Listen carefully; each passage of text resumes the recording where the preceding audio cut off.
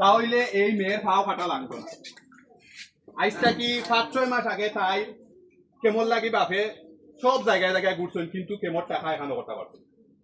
তখন ও বাড়িটা 300 টাকার একটা বাড়ি, ও বাড়িটা বেচার লাগিয়া তাই বহুত জায়গা গেছে, অনেকর গেছে বাড়িটা বিক্রি করতে করতে যে সময়টা গেছে, এই সময়ে থাই ক্যান্সার অলরেডি আয়ত্তর বাড়া গেছে। ও যে কেমো সময় মতো পড়তো যদি, তাহলে তাই খাওয়াটা খাটা পড়ে না।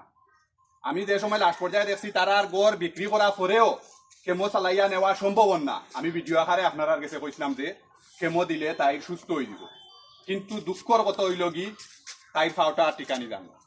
তাই যে সময় কেমো পড়ার কথা এই সময় কেমো পড়ছে না বিদায় আজকে ফাওটা কাটা লাগে। ভিডিও শুরুতে কইছিলাম নি যারা মাজারত টেকা মারি খাইছো রেডি টাকা হিসাব দেওয়ার লাগি, হিসাব আমার টাইম দেওয়ার লাগি না, আল্লাহটাই হিসাব দেওয়ার লাগি। কারণ এই মেয়ে আজকে চিকিৎসার অভাবে ফাও কাটিয়া পড়ে, আর এই ফাও কাটিয়া পড়িয়াও যে তাই বাঁচবো ইলা নাই, যদি আল্লাহর হুকুম তাকে বাঁচবো। কারণ যে পর্যায়ে ক্যান্সার ছড়াইছে ফাও কাটিয়া ফেলাই দিলে তাও সমাধান না, কারণ আরো বুকুর দিকে তাই ক্যান্সার গুলা ছড়িয়ে ছিটিয়ে গেছে। এখন এই মেয়ের কত সময় আপনারা দেখছেন ভিডিওর মাধ্যমে, আমি তাই যে টাকাটা উঠিল 6,01,000 প্লাস 1 মিনিট 2 মিনিট হয়।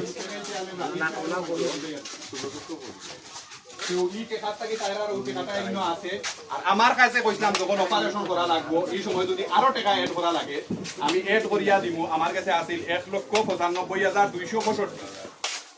এখন তাই যেহেতু এখন অপারেশনের সময় আইছে, কিন্তু ইভাবে অপারেশন আসিল না, আগের অপারেশনটা আসিল কেমো দিয়া ক্যান্সারটা শেষ করা হওয়ার পরে কেমো দিতে দিতে ক্যান্সার যখন আয়ত্তর ভিতরে আইব তখন পাওয়ার কিছু মাংস যেগুলো আছে ওগুলা কাটিয়া অপারেশন আছে। কিন্তু এখন এরকম না, এখন অপারেশন সম্পূর্ণ পাওয়াটা কাটিয়া ফেলাইলে তো পাঁচ কাটিয়া ফেলানি পরেও সমাধান আছে।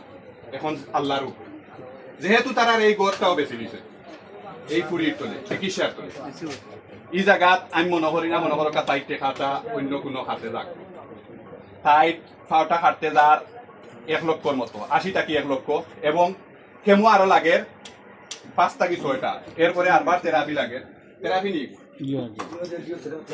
থেরাপি লাগে আরো 25টার মতো।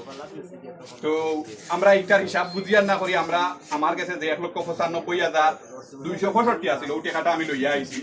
এই জায়গার থেকে আমি আজকে টাকাটা বুঝাইয়া দিব, তার আগে আমি একটা জিনিস আপনারা কই, ওই যে বাবুর্চি দেখা তাই এতিম অসহায় মাদ্রাসার বাচ্চা হলরে রান্না বাড়ি করে খাওয়াই, তানোর গোর বাড়ি নাই।